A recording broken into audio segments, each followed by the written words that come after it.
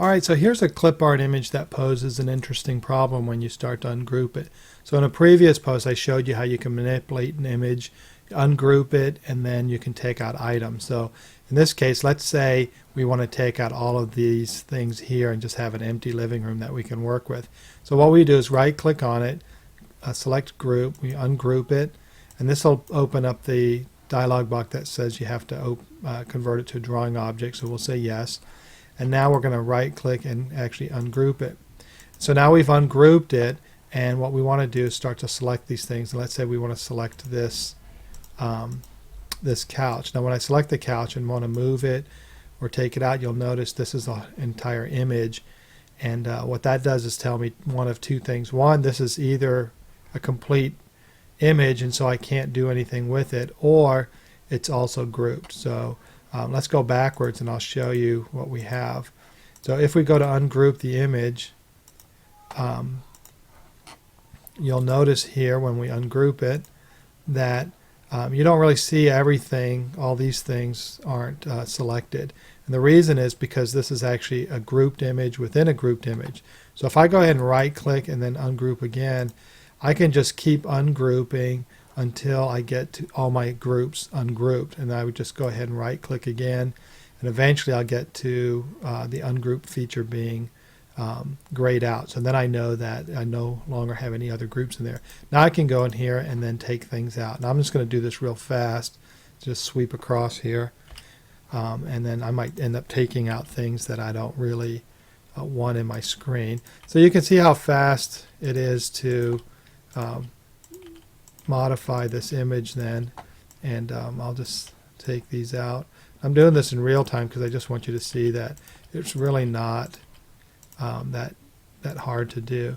So now what you can do is you can come in here and clean up this image a little if you wanted to, and add a black line if you want to do that. Now I'll show you something that really comes in handy. So let's say you've ungrouped this, and now you want to manipulate this living room.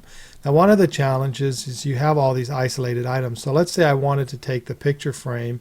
I can do this and I select the picture frame, but it's all of these pictures, all these things together. So I can hit Control G and group it. Now I've got that as a picture frame and as a single group rather than a bunch of little images, so I can move that around.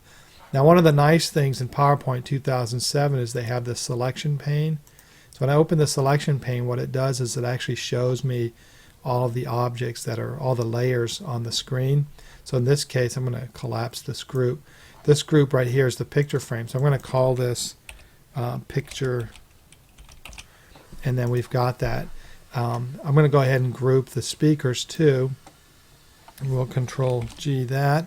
And then we can, same thing, we can just go down here and we'll see here's the speaker, and we'll call that speaker 1. And now you can see these things are grouped, and then I can move them around the living room. Another thing that's kind of cool about this is it allows me to select things better. So if the speakers weren't grouped and I wanted to select the TV, I'd have the speaker and the TV stuff all mingled together. So by grouping it, it's easier to isolate those. And one way you can isolate them is when you select them all, you can just hit the Shift button and then click on it, and that deselects that. And that's fine if it's just one thing. Another way to do it is once you've got these things grouped is, like in this case we have speaker, we go to the selection pane and I can turn the visibility of that off. And we could do the same thing here for picture frame. And then I can come in here and isolate the TV. And let's say I do that, Control G, and I've got my TV here, and I can label that. I can turn the TV off, you know, and I can see that I actually didn't get everything. But I can do the same thing here for the window. Do Control G, and then I've got my window frame. Where's that at? That's going to be here. And then you can see how that's really going to help you, and you can turn the window off. And so it's easier to manipulate the objects that way. And when you go to animate, you'll see that whatever label you have here. So if I animate this real quick here, let's just go ahead and add an appear animation.